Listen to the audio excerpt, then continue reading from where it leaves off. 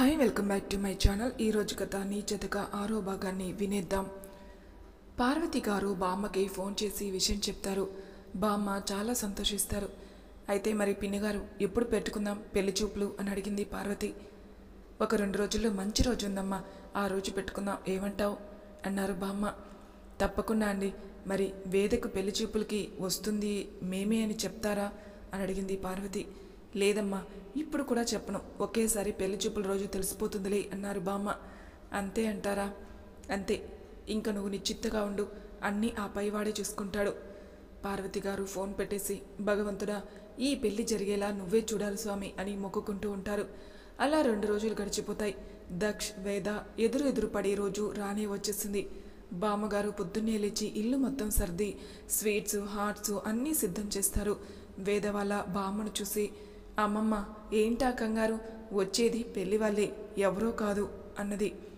నువ్వు ఉండవే, నువ్వు ఈ ఒక్కరోజు నా మాట విను, ఆ ప్యాంటు చొక్కా కాకుండా లక్షణంగా చీర కట్టుకో అన్నారు బామ్మ. ఏ చీర కట్టుకోకపోతే చేసుకోడా వాడు అన్నది వేద. బామ్మ కోపంగా, ఏంటే ఆ మాటలు? సరే సారీ, నువ్వు అలగక్కులేవే బామ్మ, కానీ ముందు చెప్తున్నా, నాకు నచ్చితేనే చేసుకుంటాను, లేకపోతే లేదు అన్నది వేద. ఇప్పటికి ఈ మాట 100 సార్లు చెప్పావు, కానీ ముందు నువ్వు వెళ్ళి రెడీ అవుపో అని అనడంతో వేద అక్కడి నుండి వెళ్ళిపోతుంది. బామ్మగారు వెంటనే పార్వతి గారికి ఫోన్ చేసి, పార్వతి ఎన్నింటికి వస్తున్నారు అని అడిగింది. ఒక 2 గంటల్లో మీ ఇంట్లో ఉంటావా అండి? సరే అమ్మా, అబ్బాయి వస్తున్నాడుగా అని అడిగింది బామ్మ. వస్తున్నాడు అని ఫోన్ పెట్టేస్తారు. పార్వతి గారు దక్ష దగ్గరికి వెళ్ళి, రే గుర్తుందిగా, ఇవాళ మనం పెళ్లి చూపులకు వెళ్ళాలి అన్నారు. అబ్బా అమ్మ, ఎన్నిసార్లు చెప్తావు, అయినా ఇప్పుడే వెళ్ళాలా ఏంటి అన్నాడు. అవును వెళ్ళాలి, ఒక పూట ఆఫీస్కి వెళ్ళకపోతే ఏం కాదులే అన్నారు పార్వతి గారు. సరే ఒకే 1 గంట అంతే, అంతకు మించి టైం ఇవ్వను చెప్తున్నాను అన్నాడు దక్ష్. సరేరా చెప్పాను కదా సరే అని, నువ్వు రెడీ అవ్వు, మనం వెళ్దాం. నువ్వు వెళ్ళు, నేను ఒక ఫోన్ చేసుకుని వస్తాను అన్నాడు దక్ష్. పార్వతి గారు అక్కడి నుండి వెళ్ళిపోతారు. దక్ష్ కౌటిల్యకి ఫోన్ చేస్తాడు. చెప్పండి బాస్ అంటాడు కౌటిల్య. నేను మధ్యాహ్నం నుండి వస్తాను ఆఫీస్కి, నువ్వు మేనేజ్ చేసుకో ఓకేనా అంటాడు. కౌటిల్య షాక్ అయ్యి, ఏంటి నువ్వా ఆఫీస్కి మధ్యాహ్నం నుండి వస్తావా, నిజమేనా అంటాడు. అబ్బా ఆపరా, మా అమ్మ పెళ్లి చూపులు అని చంపేస్తుంది, ఎలాగో వెళ్ళి వద్దు అనేగా చెప్పేది, అందుకే అమ్మని బాధపడడం ఎందుకని ఒప్పుకున్నాను అన్నాడు. అది సంగతి, ఏంటా మావాడు ఇంత బుద్ధిగా మారాడని అనుకుంటున్నాను. నోరు మూసుకొని ఫోన్ పెట్టేసి పని చూసుకో అని కాల్ కట్ చేస్తాడు దక్ష్. దేవుడా, వెళ్ళక నా ఫ్రెండ్ ఒక పెళ్లి చూపులకి వెళ్తున్నాడు, ఇలా అయినా వాడు పెళ్లి చేసుకుని సెటిల్ అయ్యేలా చూడు స్వామి అని దేవుడికి దండం పెట్టుకుంటాడు కౌటిల్య. 2 గంటల తర్వాత దక్ష్, పార్వతి గారు, రామ్, వేద వాళ్ళ ఇంటికి వెళ్తారు. బామ్మగారు వాళ్ళకి ఎదురొచ్చి స్వాగతం పలుకుతారు. అది వేద ఇల్లు కావటంతో రామ్ వెంటనే వేదాన్ని వెతుక్కుంటూ వేద రూమ్లోకి వెళ్ళిపోతాడు. బామ్మగారు దక్షిని పార్వతి గారిని కూర్చోబెడతారు. పిన్ని గారు, వీడే అండి మా అబ్బాయి దక్ష్ అని చూపిస్తుంది పార్వతి. ఫోటోల కంటే బయటే బాగున్నాడు మీ అబ్బాయి అన్నారు బామ్మగారు. దక్ష్ బామ్మగారి వైపు ఇబ్బందిగా చూసి మెల్లగా, అమ్మ ఇంకా చాలే రొటీన్ ప్రశ్నలు, అమ్మాయిని చూపిస్తే వెళ్ళిపోతాను అని చెప్పు అన్నాడు. నువ్వు ఊరుకోరా, వాళ్ళు వింటారు అని పార్వతి ఏదో చెప్పేలోపే పనమ్మాయి వచ్చి టీ అండ్ స్నాక్స్ అక్కడ పెట్టి వెళ్ళిపోతుంది. రామ్ వేద రూమ్లోకి వెళ్ళి, హాయ్ ఫ్రెండ్ అంటాడు రామ్. వేద రామ్ని చూసి, హే నువ్వేంటి ఇక్కడ అని అడిగింది. నీకు మా బాబాయ్కి పెళ్లి చూపులంట కదా, మా నాన్నమ్మ చెప్పింది. వేద ఒక్కసారిగా షాక్ అయి మనసులో, అమ్మ బామ్మ ఎంత సెట్ చేసావే అని అనుకుంటూ రామ్ వైపు చూసింది. సరే రా కూర్చో, స్కూల్ డుమ్మానా అని అడిగింది వేద. అవును నీకోసమే అని నవ్వుతాడు. వేద వాడి బుగ్గలు నిమిరి, నా బంగారమే, ఇద్దరం కలిస్తే ఇంకేమన్నా ఉందా అని మాట్లాడుతూ ఉంటుంది. ఇంతలో బామ్మ అక్కడికి వచ్చి, ఏమ్మా రెడీనా, అబ్బాయి వాళ్ళు నీకోసమే చూస్తున్నారు అని అన్నది. రెడీనే బామ్మ, నాకు తెలియకుండానే బాగానే నడిపావే అన్నది వేద. అబ్బా అవన్నీ తర్వాత మాట్లాడుకుందాం, పద రామ్ నువ్వు కూడా రామ్మా అన్నది. అని రామ్ని వేదని తీసుకెళ్తారు. వేద వచ్చి దక్ష్ ఎదురుగా కూర్చుంటుంది. దక్ష్ తన ఫోన్ చూసుకుంటూ ఉంటాడు. రేయ్ ఆ ఫోన్ ఆపి అమ్మాయిని చూడు అన్నది పార్వతి. సరేలే అని తన వైపు చూస్తాడు. వేద కూడా కరెక్ట్గా అదే టైంలో దక్ష వైపు చూస్తుంది. ఇద్దరు ఒకరినొకరు చూసుకొని ఒక్కసారిగా షాక్ అవుతారు. ఇదా అంటాడు దక్ష్. వీడా అని వేద కూడా అరుస్తారు ఇద్దరు ఒకేసారి. ఇద్దరు అక్కడి నుండి ఒకేసారి లేచి, నీకు ఇంతకన్నా మంచి సంబంధం దొరకలేదా అమ్మా అంటాడు దక్ష్. ఇతను మీ అబ్బాయా అని అంటారు వేద. అక్కడ ఉన్న వాళ్ళకు మాత్రం ఏమీ అర్థం కాదు. పార్వతి అయోమయంగా ఏమైందిరా అంటుంది. అమ్మా, ఇది నీకు ఎక్కడ దొరికింది? ఒక్కసారి మన ఆఫీస్కి వచ్చి రచ్చ చేసి వెళ్ళింది అంటాడు దక్ష్. వేద కోపంగా, హలో, మైండ్ యువర్ టంగ్. ఎవరి ఇంటికి వచ్చి ఏం మాట్లాడుతున్నావు? ఎవరి వల్ల నిన్ను తిట్టాల్సి వచ్చింది? నీ వల్లే, కేవలం నీ వల్లే కదా అన్నది. ఓహో, అలాంటప్పుడు ఎందుకు పెళ్లి చూపులు కూర్చున్నావు అన్నాడు. నువ్వు అని తెలిస్తే ఇక్కడి దాకా రానిచ్చేదానే కాదు. అయినా అంత మంచి అమ్మ కడుపున నువ్వు ఎలా పుట్టావో అర్థం కాలేదు అన్నది వేద. వేద అలా అనటం తప్పు. ఇంటికి వచ్చిన వాళ్ళని అలా అనొచ్చా అంటుంది బామ్మ. దక్ష్ కోపంగా, అంతకన్నా బాగా ఏం మాట్లాడుతుందిలేండి, ఈమె నుండి ఇదే ఎక్స్పెక్ట్ చేయగలం అన్నాడు. ఆహా, మరి నువ్వు మాత్రం పక్కన వాళ్ళ ఇంటికి వచ్చి పెద్ద నీతిమంతుల్లా కబుర్లు చెప్తున్నావు. పెద్ద ఈగోయిస్టు వీడు. దక్ష్ కోపంగా వేద మీదకి రాబోతాడు. పార్వతి గారు జరిగేది అర్థం చేసుకుని, దక్ష్ తప్పు, చాలా తప్పు, ఇక్కడి నుండి వెళ్దాం పద అని అనడంతో దక్ష్ బయటికి వెళ్ళిపోతాడు. వేద అసహనంగా అక్కడే నించుని ఉంటుంది. పార్వతి గారు బామ్మగారి వైపు చూసి, వెళ్ళొస్తానండి, ఏదో అనుకుని ఇక్కడికి వచ్చాం, ఏదో జరిగింది, మా అబ్బాయి వల్ల ఏమన్నా తప్పు జరిగి ఉంటే క్షమించండి అని దండం పెట్టి అక్కడి నుండి వెళ్ళిపోతారు. రామ్కు అక్కడ జరిగింది అర్థం కాకపోయినా ఏదో గొడవ జరిగిందని మాత్రం అనిపించి సైలెంట్గా అక్కడి నుండి వాళ్ళ బామ్మతో వెళ్ళిపోతాడు. ముగ్గురు కారెక్కి స్టార్ట్ అవుతారు. దక్ష్ సీరియస్గా ఉండడం చూసి పార్వతి గారు మాట్లాడే ధైర్యం చేయరు. దక్ష్ పార్వతి గారిని రామ్ని దింపేసి ఆఫీస్కి వెళ్ళిపోతాడు. ఇక్కడ బామ్మగారు కూడా వేదని చూసి మౌనంగా ఉంటారు. బామ్మగారు కూడా ఏదో జరిగింది, కానీ ఇప్పుడు కదిలించడం మంచిది కాదని ఏం మాట్లాడకుండా ఊరుకుంటారు. దక్ష్ ఆఫీస్కి వెళ్ళి అసహనంగా కూర్చుని ఉంటాడు. కౌటిల్య దక్ష్ సీరియస్గా ఉండడం చూసి, ఏమైంది వీడికి ఇలా ఉన్నాడే, పెళ్లి చూపుల్లో ఏమైందో అడుగుదామా? అమ్మో వదిలే, చంపేస్తాడు అని తన క్యాబిన్లోకి వెళ్ళిపోతాడు. ఇటు వేద పరిస్థితి కూడా ఇంచుమించు అంతే ఉంటుంది. పెద్దవాళ్ళు కూడా ఏం చేయాలో అని ఆలోచిస్తూ ఉంటారు. 2 రోజుల తర్వాత బామ్మగారు ప్రతిరోజులానే గుడికి వెళ్తారు. దర్శనం చేసుకుని వచ్చి మెట్ల మీద కూర్చుంటారు. పార్వతి గారు కూడా గుడికి వచ్చి బామ్మగారిని చూసి ఆమె దగ్గరికి వెళ్తారు. ఎలా ఉన్నారండి అని అడిగింది పార్వతి. పర్వాలేదు తల్లి, మనం ఒకటనుకుంటే దైవం ఒకటి తలిచింది. వాళ్ళిద్దరికీ ముందే పరిచయం ఉందని అస్సలు అనుకోలేదు. ఇలా పెళ్లి చూపుల నాడి అలా అవుతుందని అనుకోలేదు. ఇప్పుడేం చేద్దామండి అన్నది పార్వతి. చేసేదేముంటుంది, అంతా అయిపోయింది కదా అన్నది బామ్మ.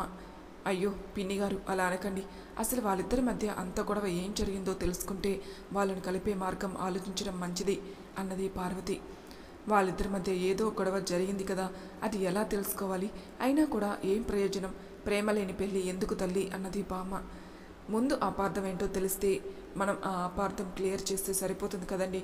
నేను మా అబ్బాయి ఫ్రెండ్ మేనేజర్ కౌటిల్య ఉన్నాడు, అతని ద్వారా జరిగింది తెలుసుకుంటాను.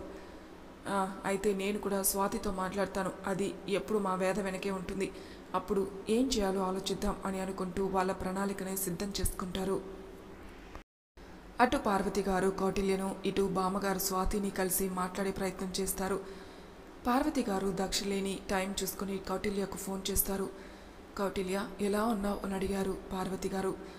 బాగున్నాను ఆంటీ, మీరెలా ఉన్నారు అని అడిగాడు.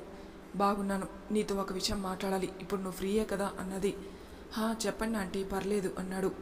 నీకు దక్షకి సంవేద అనే అమ్మాయికి మధ్య ఉన్న గొడవేంటో తెలుసా అని అడిగింది పార్వతి. సంవేద అంటే డిజైనర్ కదా ఆంటీ, ఆ అమ్మాయి గురించి మీకెలా తెలుసు అని అడిగాడు. పార్వతి గారు జరిగింది మొత్తం కౌటిల్యకు చెప్తారు. కౌటిల్య మొత్తం విని షాక్ అవుతాడు. నిజమే ఆంటీ, వాళ్ళిద్దరూ గొడవ పడ్డారు, కానీ తర్వాత ఏం జరిగిందని నాకు తెలీదు.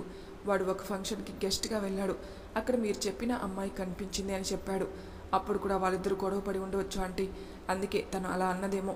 వీడు ఏం అనకపోతే ఆ అమ్మాయి తనని అనవసరంగా తిట్టదు కదా అన్నాడు కౌటిల్య. నువ్వు చెప్పింది కూడా కరెక్టే, కానీ ఇప్పుడు ఆ గొడవ గురించి తెలుసుకోవడం, ఆ అమ్మాయికి మళ్ళీ దానివల్ల దక్ష మీద కోపం రావచ్చు. ఇంకా వద్దులే ఆ సంగతి, ఇప్పటిదాకా జరిగింది చెప్పినందుకు చాలా థ్యాంక్స్ బాబు అన్నది పార్వతి. అయ్యో అలా ఏం అనుకోవద్దు మీరు అన్నాడు. సరే అమ్మా, మళ్ళీ చేస్తాను అన్నాడు. అన్నది పార్వతి ఫోన్ కట్ చేసేసి వెంటనే బామ్మగారికి ఫోన్ చేస్తారు. పిన్ని గారు, పార్వతి, నీ ఫోన్ కోసమే చూస్తున్నా. వాళ్ళిద్దరి గొడవ గురించి తెలిసిందా? స్వాతి అంతా చెప్పింది. ఇందులో మా అబ్బాయి తప్పే ఎక్కువ కనిపిస్తుందండి.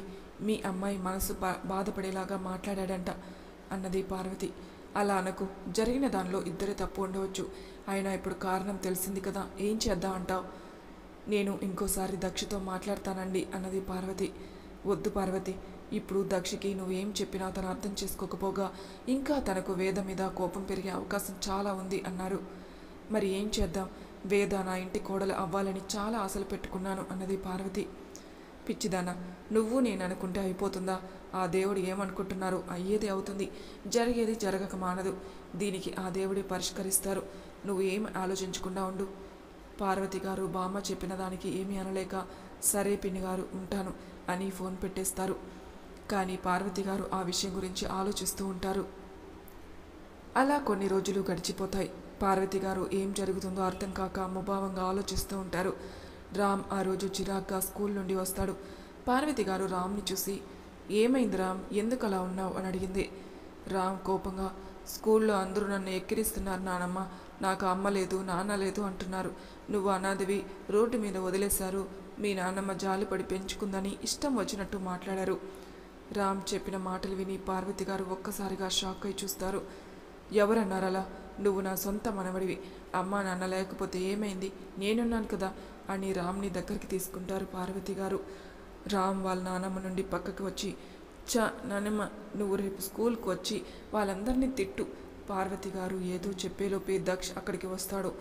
దక్ష్ రామ్ మాటలు విని, నీకు వాళ్ళ మీద కోపం వచ్చినప్పుడు వాళ్ళని అక్కడే కొట్టి ఉండాల్సిందిరా, ఏమన్నా నేను చూసుకునేవాడిని అన్నాడు. కొడతా, నేను ఒక్కడిని, నన్ను సపోర్ట్ చేసేవాళ్ళు ఎవరూ లేరు అక్కడ అన్నాడు రామ్ బాధగా. రే దక్ష్, ఏంటి ఆ మాటలు? పిల్లలకి ఈ మాటలేనా నేర్పించేది అని రామ్ వైపుకి తిరిగి, నేను రేపు మీ ప్రిన్సిపాల్తో మాట్లాడతాను, వాళ్ళు చూసుకుంటారు అని అంటారు పార్వతి. రామ్ అసహనంగా అక్కడున్న దిండి విసిరేసి, మీ ఇద్దరి వల్ల ఈ పని అవ్వదు. నా ఫ్రెండ్ ఒక్కరితే నన్ను సపోర్ట్ చేసేది, నాకు సలహా ఇస్తుంది, నేను మా ఫ్రెండ్ దగ్గరికి వెళ్తాను అని అంటాడు రామ్. ఫ్రెండ్ అనే పదం వినేసరికి దక్షకి కోపం వస్తుంది. దక్ష్ కోపంగా, రామ్, నీకెన్నిసార్లు చెప్పాను ఆ అమ్మాయితో మాట్లాడకూడదని అంటాడు. ఎందుకు మాట్లాడకూడదు? తను నా ఫ్రెండ్ వేద, తనతో మాట్లాడతా, నీ మాట నేను వినను అన్నాడు రామ్. రామ్, చెప్తున్నాను, వద్దు అని చెప్పాను కదా. ఆ అమ్మాయితో మాట్లాడినట్టు నాకు కానీ వాళ్ళ ఇంటికి వెళ్ళినట్టు కానీ తెలిసిందా, ఊరుకోను అని అక్కడి నుండి వెళ్ళిపోతాడు. రామ్ గట్టిగా, నువ్వెన్ని చెప్పినా నీ మాట నేను వినను, నేను నా ఫ్రెండ్ దగ్గరికి ఇప్పుడే వెళ్తాను అని అంటాడు. దక్ష కోపంగా వెనక్కి తిరిగి వచ్చి రామ్ దగ్గరికి వెళ్ళిపోతాడు. వెంటనే పార్వతి గారు అడ్డు వచ్చి నించుంటారు. రే, చిన్న పిల్లాడి మీద ఏంటి నీ ప్రతాపం అంటారు పార్వతి గారు. వాడిని ఇంకోసారి ఆ అమ్మాయి పేరు ఎత్తద్దని చెప్పు. అంటాను అంటాను అంటాను అని అరుస్తాడు రామ్. రామ్, నువ్వు ఊరుకో అంటుంది పార్వతి. రామ్, నువ్వు నాకు కోపం తెప్పించకు అంటాడు దక్ష్. నువ్వు వెళ్ళరా ముందు ఇక్కడి నుండి, నేను ఏదో ఒకటి నచ్చ చెప్తాను వాడికి అనడంతో దక్ష్ కోపంగా అక్కడి నుండి వెళ్ళిపోతాడు. దక్ష్ వెళ్ళాక రామ్ వైపుకి తిరిగి పార్వతి గారు, తప్పు నాన్న, అలా అనకూడదు అన్నారు. ఏం అనకూడదు? బాబాయ్కి ఆ అమ్మాయి అంటే ఎందుకు అంత కోపం? ఆ అమ్మాయి ఎంత మంచిదో తనకేం తెలుసు? తను నా మీద ఎప్పుడూ జాలిపడదు, నన్ను ఎంత ప్రేమగా చూసుకుంటుందో తెలుసా అని ఏడుస్తాడు. పార్వతి గారు రామ్ కళ్ళను తుడిచి, సరే వదిలేసేయి, నీకు నచ్చినట్టు చెయ్యి, వాడు ఏమనుకున్నా నేను చూసుకుంటానులే, నేను మీ ప్రిన్సిపాల్తో మాట్లాడతాను అని చెప్పాను కదా. పోనానమ్మ, ఐ హేట్ యు అని అక్కడి నుండి తన రూమ్లోకి వెళ్ళిపోతాడు. పార్వతి గారు రామ్ వెళ్ళిన వైపే చూస్తూ, ఏం చెప్పినా అర్థం చేసుకునే వయసు నీది కాదు, ఏం చెప్పినా అర్థం చేసుకునే వయసు వాడికున్నా వాడు అర్థం చేసుకునే పరిస్థితిలో లేడు, ఏంటో ఈ పరిస్థితి అని అనుకుంటూ ఉంటారు పార్వతి గారు. మరి తర్వాయి భాగంలో ఏం జరుగుతుందో నెక్స్ట్ ఎపిసోడ్లో తెలుసుకుందాం. అంతవరకు నా ఛానల్ని సబ్స్క్రైబ్ చేయని వాళ్ళు ప్లీజ్ సబ్స్క్రైబ్ చేసుకోండి, లైక్ చేసి షేర్ చేయండి, మీ అభిప్రాయాలు నాకు కామెంట్ రూపంలో తెలియచేయండి. Thank you for listening.